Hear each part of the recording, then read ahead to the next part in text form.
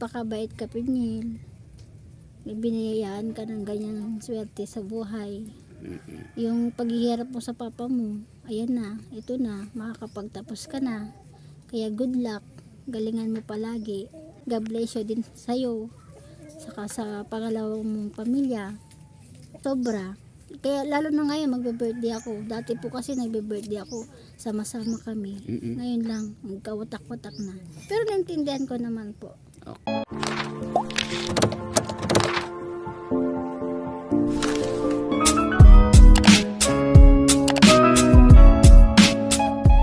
Isang mapagpalang araw mga kalingap, mga kaibigan, nandito tayo kay Nanay Shirley kasi na-invite tayo, birthday daw nung kanyang anak na si Jomalyn. Pinsan nila Pinyel, Rebecca at Elizabeth sa anak ni Tatay Danilo Hernandez. Nakuha na rin po natin na mag-video para at least mayroon tayong sa kanya, may mga kunting katanungan din tayo sa kanya kay Jomalyn. Kasi yung unang upload po natin sa kanya, medyo napag-anuan yata siya na anak nila Tatay Danilo. Oo. Kaya ngayon, kunan uli ng konting mga kasagutan. Opo. Maraming salamat po Kuya Bal Santos Matubang, Ate Edna Vlogs, Kalingap Rab, at shout out sa ating ambassador dito sa Pilar, Sorsogon, Kalingap Pusi, at sa kasama natin Mara 77 Vlog, at shout out din sa ambassador ng Gumaka, J. Morelo Vlogs, at sa deputy niya na si Kalingap Lydia, at kasama nila na si Bilyonis TV. At tayo ay nagpapasalamat unang-una Chunila Reyes sa 67 Vlog, Lani Wonder Woman, Irene Pahoyo, Tita Eman Farm Channel, Mil Lapitan Hong Kong, at shout out din Mama Sinya Vlog, Loves Official. Mga kalingap, mga kaibigan, maraming salamat po sa lahat ng ating mga viewers dyan. At pakiusap ko po na huwag po natin kakalimutan mag-share, mag-like at mag-comment sa ating mga upload video. Lalong-lalo na po about sa charity. At sa muli, maraming salamat. Kalingap, mga kaibigan. Tara, samahan niyo ako sa araw ng birthday ni Jomalyn. Yan mga kalingap, nandito tayo sa bahay uli nila Nanay Shirley. Tao po! Ayan sila, nagre-ready na pala. Sana all. Yan, kumusta Ate Shirley uli? Ito, nalagaan ko. Ano yan? Yung tuta na namatay na yung nanay niya. Okay. Saan si Jomalyn? Nasa Banwa. Nasa bayan?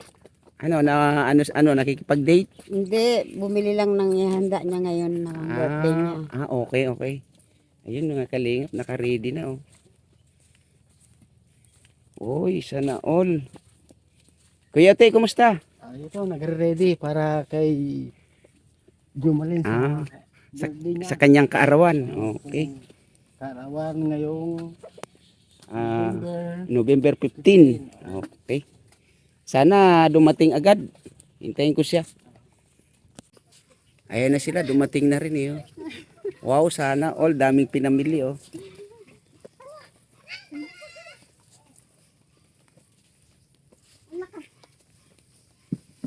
Ay, kahit pagod ka pa, happy birthday. Ay, thank you po.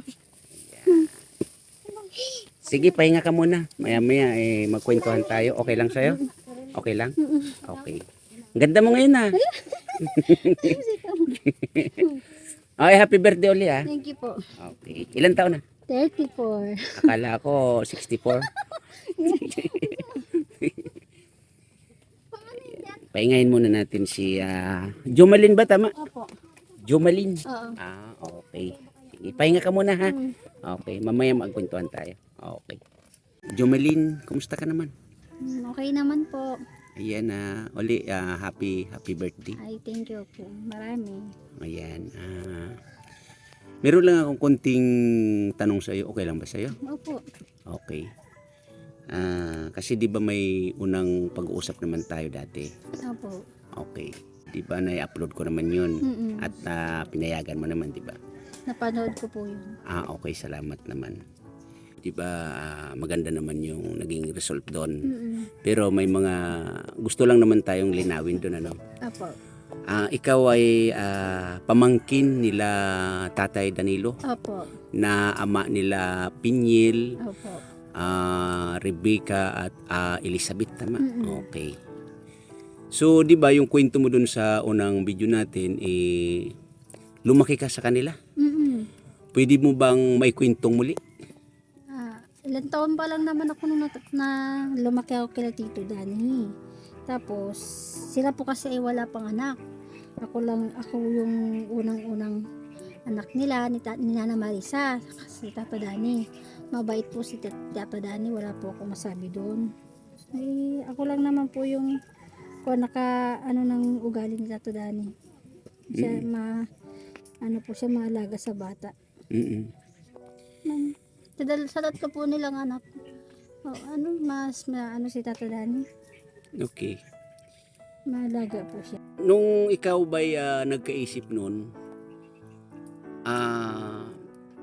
mag-asawa na yan sila Tatay Danilo at ang inyong tiya na si, ano pangalan nun? Tita Marisa. Tita nyo Marisa. Ayaw po. Matagal po silang nagsama. Saka ilang taon din silang hindi nagkaanak. Mm-mm. Ayun po. Kami yung dalawang inalagaan ni Tito Dan sa Tita Marisa. Okay. Nang wala pa silang anak. Sa kanya ako lumaki. Mm-mm. Kasi wala po nga akong ama. Si Tata Dan ang kinalakihan kong ama. Mm-mm. Kaya nakita ko din kung paano kami alagaan ni Tito Dani nung nabubuhay pa siya, na may pa siya, malakas pa siya noon. Mm-mm. Talagang marunong siyang yung mga bata, ganun. Sila Tatay Danilo ba nung time na yun, mayroon ng bahay dito?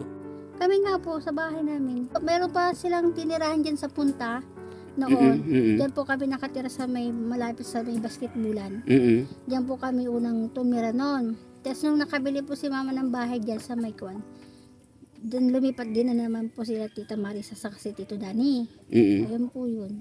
So ibig sabihin, sila Tatay Danilo as in wala talagang bahay nung araw. Opo. Kumbaga, si mama mo ang mayroong bahay. Opo. Pero din po rin silang bahay dyan, katabi ng bahay namin Mm, doon, mm, kaso mm. nasira. Okay. Kasi nga po, nagbagyo. Ang ano kasi dito, yung kumbaga nakatira ka sa kanila, pero yung tinirahan nila Tatay Danilo ay hindi sa kanila kundi sa inyo. Okay. Nung time ba na yun ay wala pa talaga silang anak? Wala pa ho. Matagal nga pong nagkaanak sila. Okay. Kaya kami po ng kuya ko yung unang-unang anak po nila. Siguro nasa 11 po yata ako bago sila nabiyayaan ng bata. Nag-aaral po ako nun.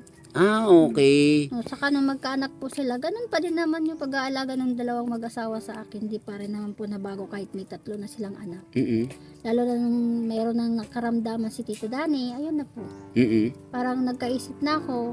Ayun, parang bumawi din naman po ako para makatulong.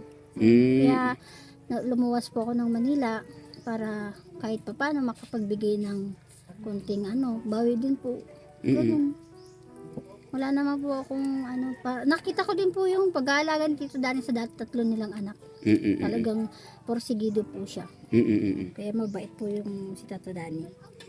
So nung time na yun na ayun nga nakwento mo na nagpa-Manila ka na, parang kumbaga masasabing nakipagsapalaran ka sa ibang lugar, ano? Nababalitaan mo ba noon na yun ay nagkaroon na ng karamdaman si Tatay Danilo? Ayun po, kasi palagi po akong naka-update dito sa Dangkalan. Kahit nasa malayo po ako. Okay. Kaya alam ko po bawat nangyayari. Kaya pag minsan may yung na-hospital po si Tata Dani, yun, napagbigay po ako sa kanya. Mm-mm. Kaso nga lang nakapag-asawa na Ilang ako. times siyang na-hospital noon? Isa po. Isang beses po. Maliban itong pag-hospital? Pangalawa. Ah, Yan po, okay. pangalawa siyang pumasok ng hospital. Okay. Itong pangalawa, ito na nga yung nangyari. Pero alam ko po yung mga nangyayari kasi si Pinyel nga po.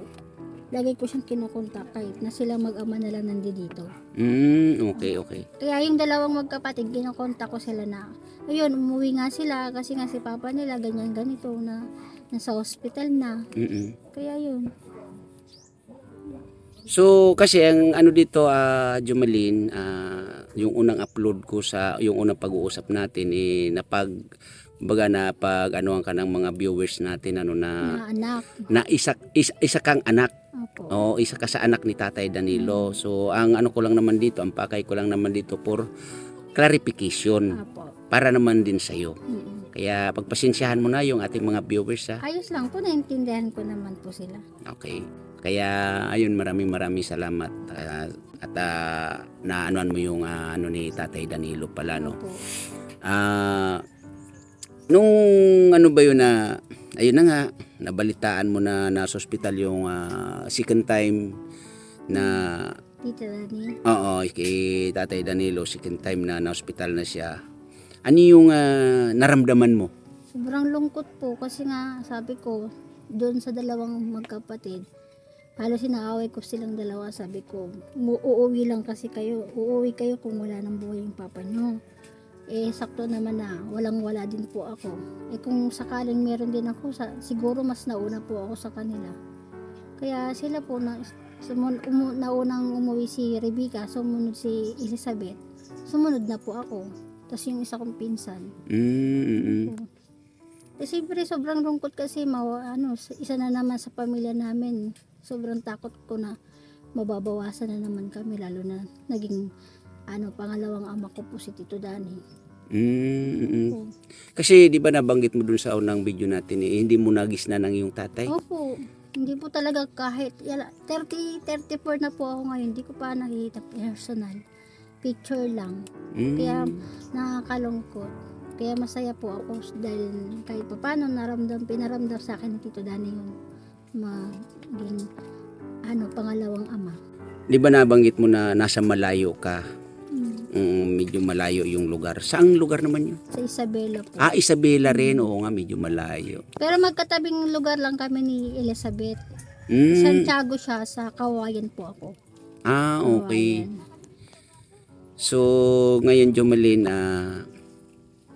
pwede ba akong makakuha sa iyo ng konting advice or kung ano yung masasabi mo doon unang-una doon sa dalawang kapatid ni Pinyil?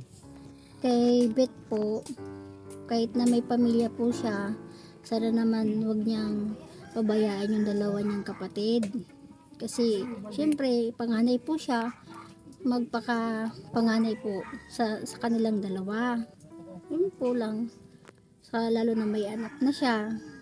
Kasi Rebecca naman, kahit naman, ganun pa din, kahit may pamilya na po siya, sana naman ay ayusin niya na lang.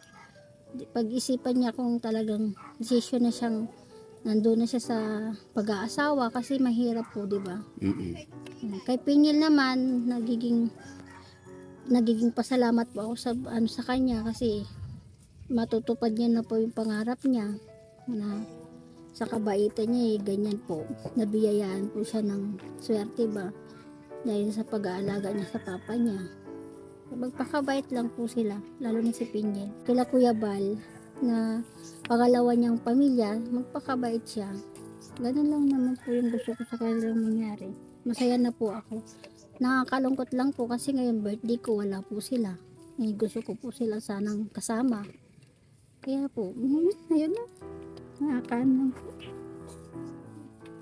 So ayun Jomalyn, kasi birthday mo naman, talagang siyempre kasi may kanya-kanyang pamilya naman, di ba? May mga asa-asawa naman din sila. Then si Pinyil nga ayun sabi mo nga nagpapasalamat tayo kasi yun si Pinyil ay ngayon nasa mabuting kalagayan na siya at alam ko naman na maaabot niya yung kanyang pangarap. Opo. Yun lang ang ano ko lang, talagang as in magsipag siya. Opo. At wag siyang magbabago, di ba? So ngayon Jomalyn, yun nga dahil birthday mo, meron akong konting pa-birthday sa iyo, no. Thank you po. Okay, at tika lang at kukunin ko baka nawala na. Yan na Jomalyn, may konting ano dito, no. Kahit pambili siguro ng yung kasi di ba nakapamalingki ka naman, ano. Opo. Nasa sa'yo na to kung saan mo to gagamitin. Yan lang yung ating kinaya sa ngayon, ano. Thank you Okay. po. Thank you po sa blessing. Ayan. Thank you po. Ng marami. Matanong ko ulit, may anak ka na ba? Wala Wala pa. pa po. Oh, ngayon nga sa unang Wish ko video. nga po sana na yung birthday ko. Meron man lang ako. Kung sisertin pa. Ako kasi bata ka pa naman, 34. Ay, meron nga dyan iba. Halos 60 na yung edad, nagkakaroon pa. Siya nga po. Ilan taon na ba kayo nagsasama ng iyong... 5 taon na po. 5 years na. Opo. Oh, yun nga, di ba? Naikwento mo naman sila Si Tita tatay. Marisa nga po. 11 years? 11 years Oo, po. di ba? Ano lang? Sipag. Saka pray lang po. Yes. oo. Pagtitiwala sa taas. Ano nga pala pangalan ng iyong husband? Noah Francisco po. Ang ganda ng pangalan ha. Noah Francisco. Ilan taon na rin ba siya? 35 po. Bata pa siya. Pares po. Isang ano lang po yung agwat namin. 1 year lang ang agwat ninyo. Ayun, basta ganun lang. Ngayon, kasi birthday mo ngayong araw, di ba? November 15. 15. Ayun. Kailan naman ang plano mong umuwi ng ano? Wala pa po siguro. Wala ka pang plano. Anuin ko muna yung kwan ko dito kay mama. Okay. So, magtatagal-tagal ka muna dito. Gusto ko nga po sana siya isama.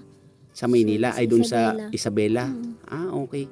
Kaso siyempre yung ano niya, kinakasama namin. Oo, sayang naman din kasi 'di ba kasi mayroon naman kayong yun nga may bahay naman kayo rito at yung tito mo naman pwede naman siyang magtrabaho dito, Siya 'di ba? po. Sabi ko sa kanila, baka kako kung gusto magluto-luto. Oo, pwede rin 'yan. Ngayon Kasi may magaling naman po yung asawa niya. Ngayon Jumalin, kung may alam ka naman yata sa YouTube, 'di ba? Opo. Kung gusto mong maging isang vlogger, wala namang problema. Nandito naman ang Team Kalingap at lalo-lalo na si Pinyel, ito na nga, 'di ba? At alam ko na Dami na po niyang viewers. di ba? Napanood ko. Sikat po siya sa buong Bicol. Ganon. Napanood Di ba? ko siya. Congrats kay Pinyel at Kaya- congrats sa mga Hernandez Kaya family. bait-bait pa, magpakabait ka, Pinyel. May binayayaan ka ng ganyang swerte sa buhay. Yung paghihirap mo sa papa mo, ayan na, ito na, makakapagtapos ka na. Kaya good luck, galingan mo palagi. Ayan. God bless you din sa'yo. Saka sa pangalawang mong pamilya, Namimiss mo ba sila? sobra. Kaya lalo na ngayon, magbe-birthday ako. Dati po kasi nagbe-birthday ako, sama-sama kami. Ngayon lang, magkawatak-watak na. Pero naintindihan ko naman po. Okay. So, Jumalin, maraming salamat at ayun, busy na sila mga kalingap, mga kaibigan. Di ba? Kung papala rin, kasi may pupuntahan pa kaming iba mamaya. Oo, kung papala rin, baka makapasyal ako dito mamayang Sige gabi, po, ha? Sana welcome pa rin ako dito. Okay, welcome na welcome po. Ayun nga, yung alok ko sa iyo, Jumalin, kung gusto mo na maging isang vlogger, kasi dito sa pagiging isang vlogger ay may kanya-kanya tayong content, di ba? Opo. Ngayon, nasa sayo yan kung ano yung content na gusto mo. Tatay Pepsi, thank you po sa regalo. Hindi, okay lang. God bless you po. Okay, salamat din at welcome at enjoy sa iyong birthday. At alam ko mamaya ay marami kang mga bisita. Opo. Sana may bidyukihan dyan. Meron naman po, dala ni Tito, regalo niya sa akin. Ay, sana all Dinala may... niya yung niya, tugtugan niya doon sa bahay nila. Oy, sana all may nagparegalo ng video okay dahil kung arkilahin yung mga magkano naman. 700. 700. Di ba? Nakano ka na. So ayun na Jumalin, maraming salamat Thank you po. at enjoy sa iyong kaarawan. Thank you po. Okay. So yun, maraming salamat mga kalingap, mga kaibigan at sa lahat ng ating mga viewers at ayun nakakuha tayo ng paglilinaw kay Jumalin na anak ni Nanay Shirley, pinsan nila Pinyel, Rebecca at Elizabeth na anak ni Tatay Danilo Hernandez. So mga kalingap, mga kaibigan, maraming salamat pong muli sa lahat ng ating mga viewers. At hiling ko po uli na huwag natin kakalimutan laging mag-share, mag-like at mag-comment, lalong-lalo na po sa ating mga upload videos about charity. Mga kalingap, mga kaibigan, huwag din po natin kakalimutan lang i-support ang inyong lingkod, Kalingap Tatay Papsi. And God bless us all. And bye-bye. Thank you again mga kalingap, mga kaibigan, sa lahat ng ating mga viewers.